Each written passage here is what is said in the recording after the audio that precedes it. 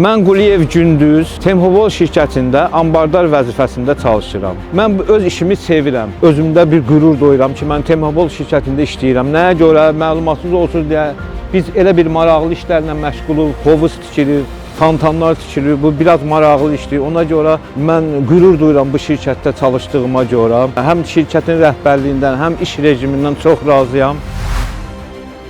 Mən Tahir Seymur, Temhobol şirkətində mexanik vəzifəsində işləyirəm. Biz işimizi sevərək görürük, çünki bizim işdə peşəkarlıq və məsuliyyət ən önəmli amillərdən biridir. Mən Temhobol ailəsinin bir üzvü olmaqdan qürur duyuram.